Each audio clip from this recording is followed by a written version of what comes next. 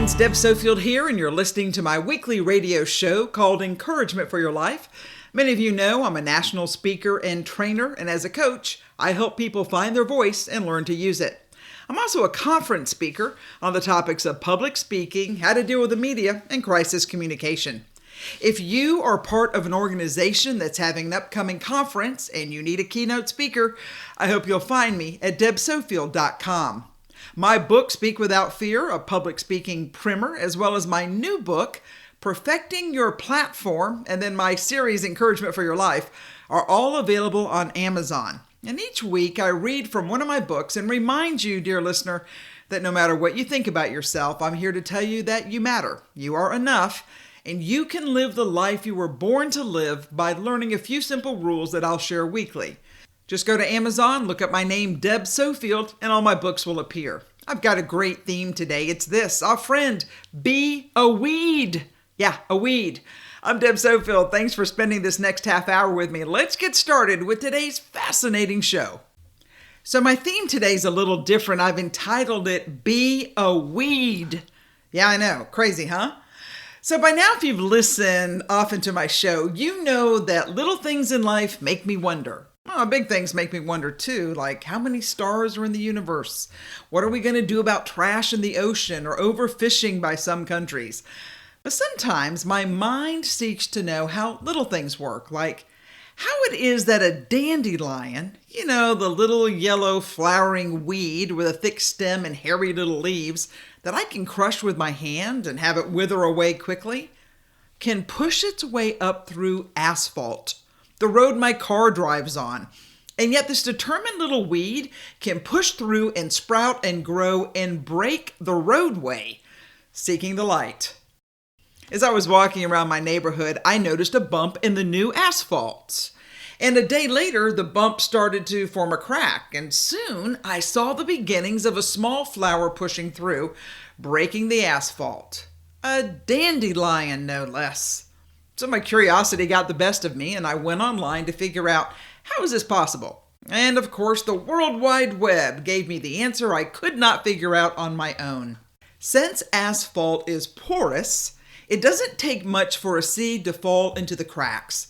A little dust, a little water, and soon the seed starts to form in the crack and begins to grow, reaching for the light. The main idea is not that the weed breaks through concrete or asphalt. The asphalt breaks around the weed. Plants or weed roots will grow anywhere there's water. Edge of a concrete slab or an asphalt drive are particularly attractive, as all the runoff water from the slab's surface collects there. The roots will continue to grow into any gaps beneath, exerting enough force to lift it. So imagine lifting a piece of paper from its center. The unsupported ends will fold down. And it can do this because the paper is flexible. Same thing happens when the root lifts the asphalt, but the asphalt is brittle. The pressure will eventually cause it to shatter, creating a crack. Thus the answer to yet another one of Deb's questions. So I think we should learn this lesson from a weed. If you really want something to happen in your life, you need to make a way, or you need to find a place where you can grow. It may be in the cracks of your life, but friend, all you need is a foothold to plant your roots deep enough to sustain the elements. The reality is that the little seed would not germinate if it didn't have water or dirt or sunlight to help it grow. Sort of like why I constantly preach to you that you need to surround yourself with those who fan your flame, not those who blow it out.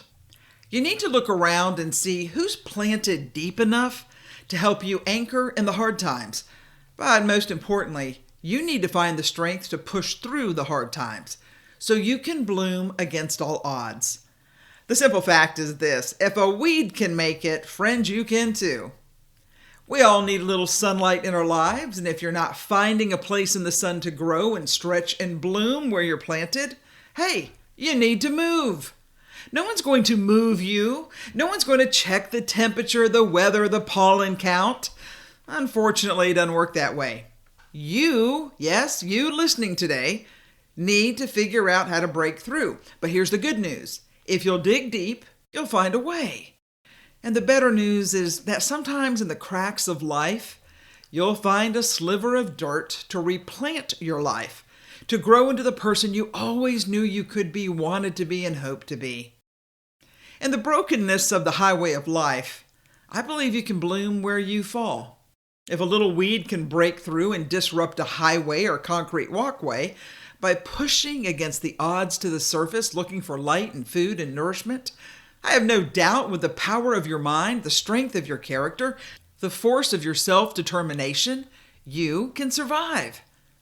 I can remember when I was at my old house and I had some plants in the back of my 2-story home that were growing a little sideways. And once when my yard guy was there, I'm like, "Hey, what's up with these plants? They aren't growing so well."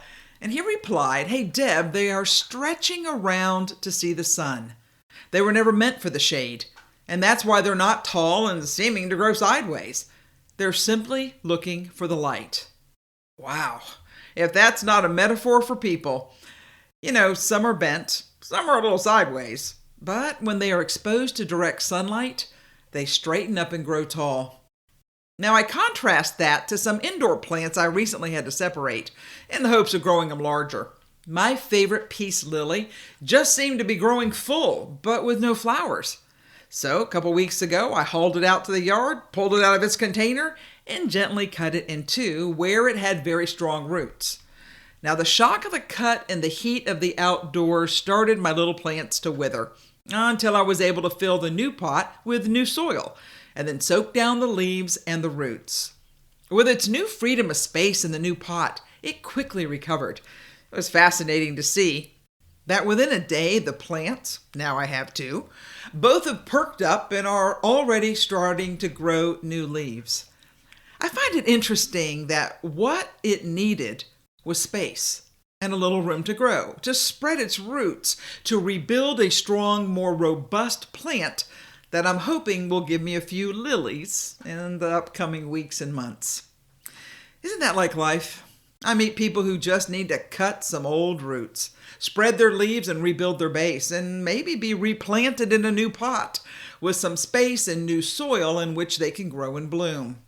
Now listen, I'm not saying that everyone needs to break out of the old container. For some listening today, I think you need to think seriously about removing the old negative leaves or worn out soil or broken pots to allow yourself the freedom to grow towards the sun and put down roots that go deep, looking for life-sustaining water. Because if you don't, my friend, you won't bloom. In fact, you may even rot and be good for nothing but the recycling bin. All right, yet again, I know today's message is a little out of the ordinary, but I gotta say, I have been so enamored with a little weed on my street and the old plants on my porch and the new plants in the house. And as I watch them grow, two against all odds and the other two in a wonderful welcoming place, they are all on their way to blooming where they're planted. People tell me all the time as a speaker when I'm out on the circuit and they meet me afterward, they say, Deb, I don't have much in this world. And it seems like for many of them, everything's hard. The soil is hard, the sunlight's hard to get to, the rains don't come as much as they need or as often as they'd like. And yet I know that with a touch of dirt, water, and sunlight, they can beat the odds and bloom, no matter who they are, or what life has thrown their way, where they are in their journey, or when they were planted. So today, let me encourage you to hang on. Summer is coming, the days are warm and welcoming, and it doesn't get too dark until later. So you have some time to rest and grow and bloom in your own way. And for those who seem to have it all, let me just give you a word of warning. Be prepared. When life decides to cut you in two to make room for some more growth or simply add another plant to the household, even when you're broken, be assured that you can sustain the cut if you'll reach towards the light and dig deep to plant your new roots. Be encouraged that the sun will rise tomorrow and the warmth will dry your tears and the light will make it easier to see your path forward. And in your own new way, you too can bloom where you're planted. So friend, today, come on, let's be like a weed. Go ahead and push against the asphalt. Find your break in the road, unfurl your leaves and open your petals to show your true colors and then bloom. Yeah, that's my theme today, be a weed. I want you to stay tuned. I've got some really interesting other articles to share with you. Some a little tough love, but I think you can handle it. And a couple others to remind you to get out of your way so you can live the life you were born to live. I'm Deb Sofield. Thanks for joining me. Stay tuned. I'll be right back after the break. Hi, I'm Deb Sofield. I'm a national speaker and an executive speech coach based here in Greenville, South Carolina. Hey, friend, if you or someone you know is interviewing for a job or college or law school or medical, dental, veterinary school, call me. You need to be prepared for the interview. Together, we'll craft the answers to the questions that will be asked, even the hard ones, and I'll teach you how to connect with the interviewer, work on your positive body language, and give you the powerful words and answers that the interview requires.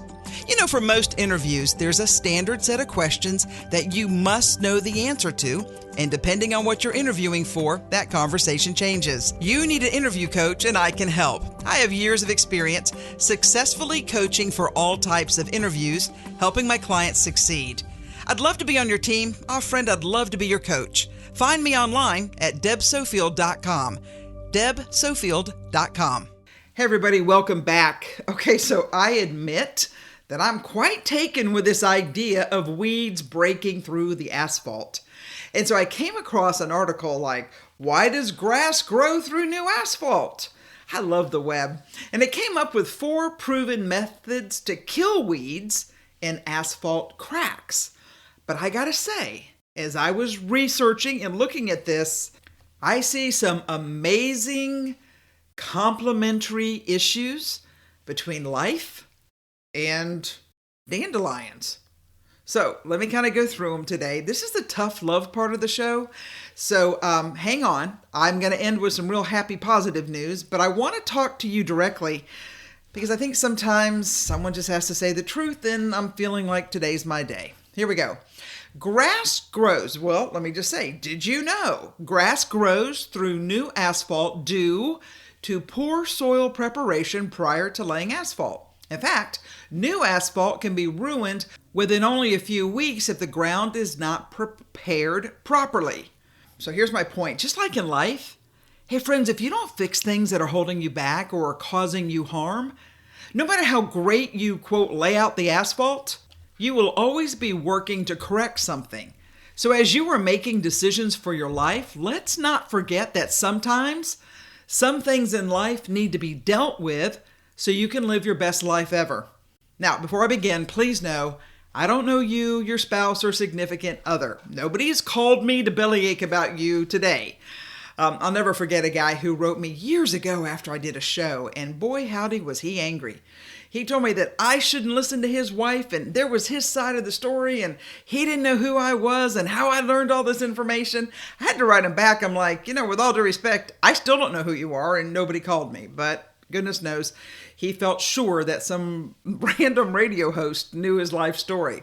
Obviously, they had some issues to deal with that I knew nothing about. Okay, back to my fascinating discussion on how to kill weeds when the asphalt is laid so it doesn't crack and mess up what you just paid a boatload of money for. Did you know? This is a learning session today, friends.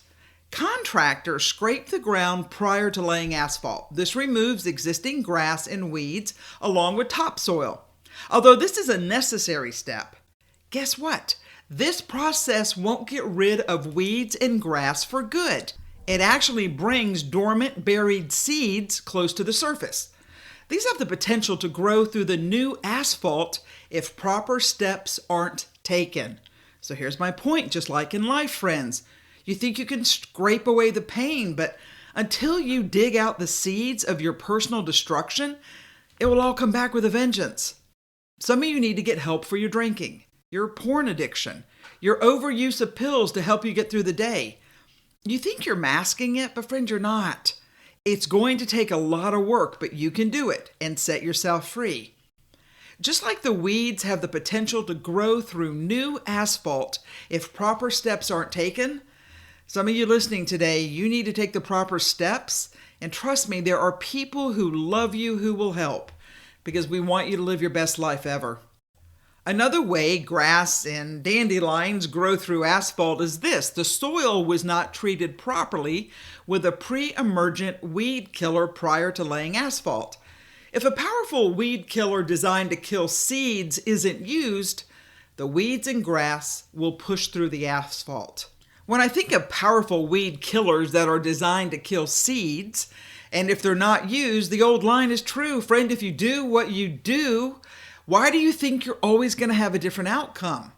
Now, I'm not sure what powerful weed killer you need to clean up your life, but I'm telling you it's not going to be easy, and that's okay.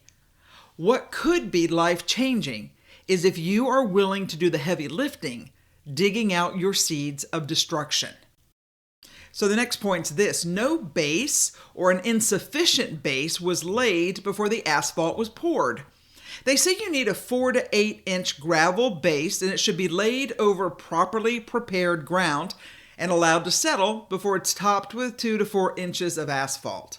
All right, so I admit I love this one because I think so many times we put a little layer over our troubles, a little self-aggrandizing prayer, a little, let me go talk to a pastor one time or a counselor one time because I think I can convince others that I'm working through it.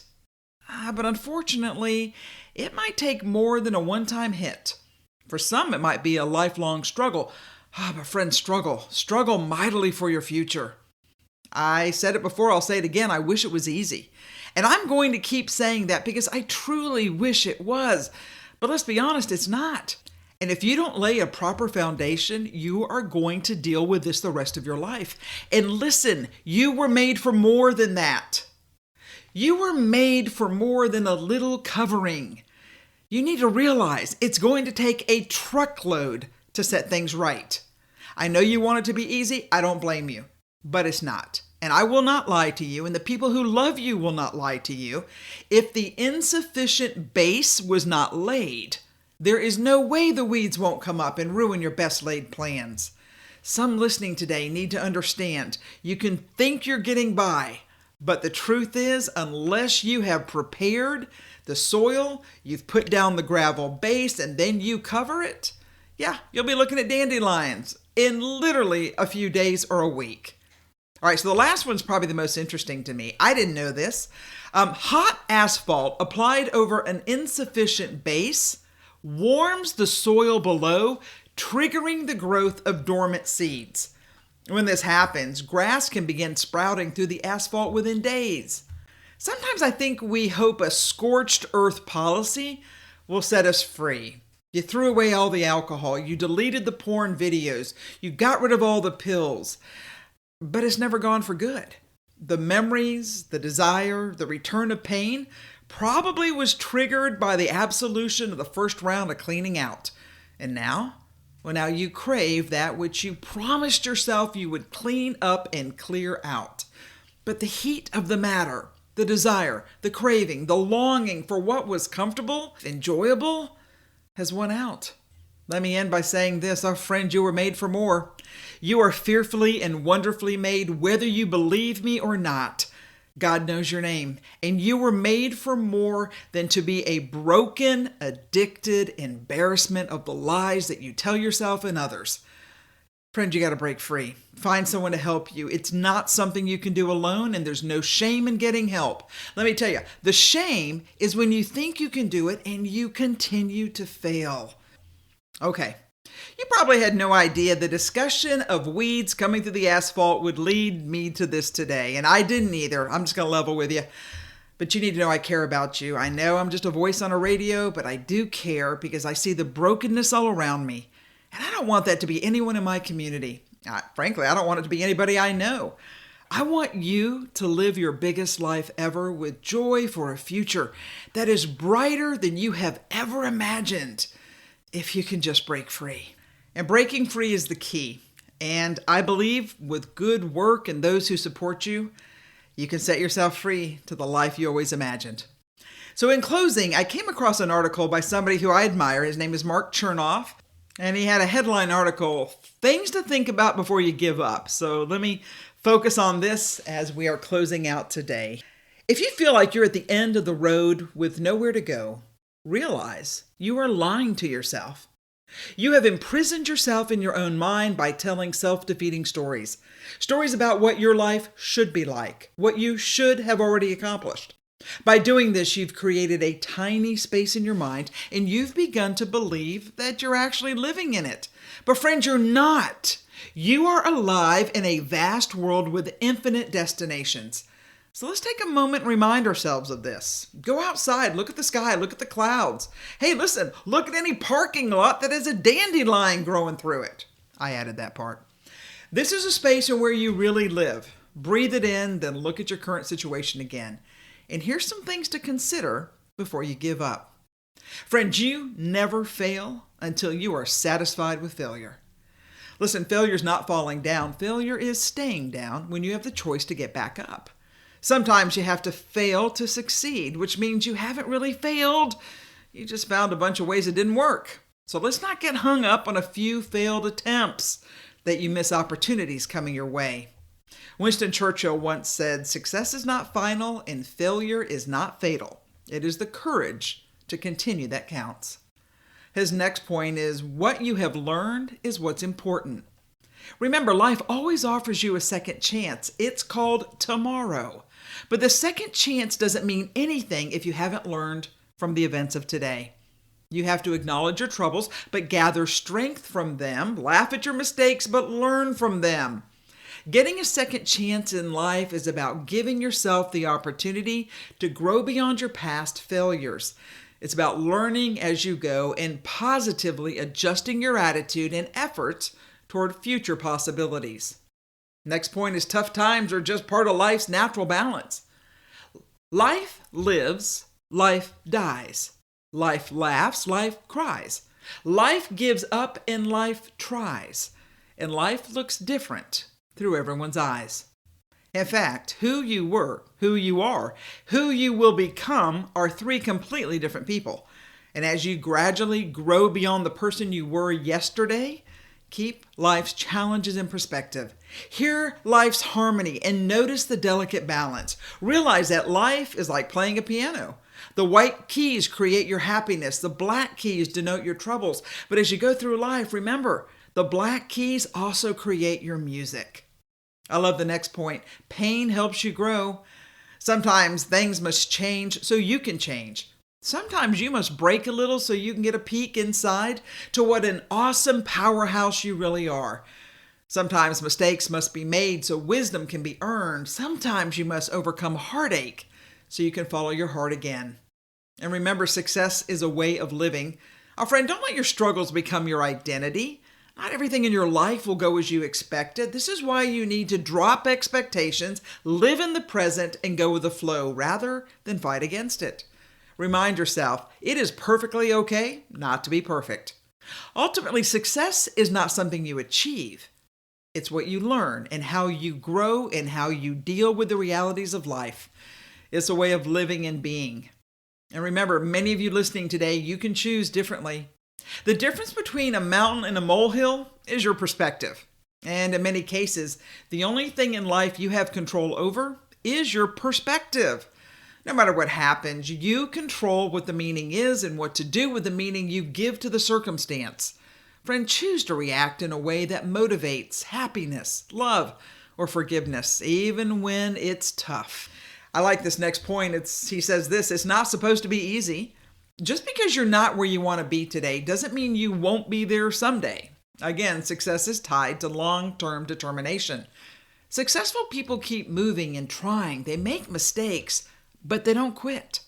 If things in your life aren't happening as planned right now, that's okay. It just means it's not the right time.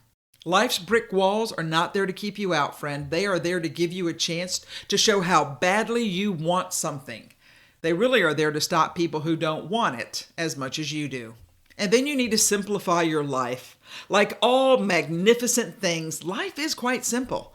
Its simplicity is found not in seeing how little you can get by with, that's poverty, but how efficiently you can conquer your biggest difficulties.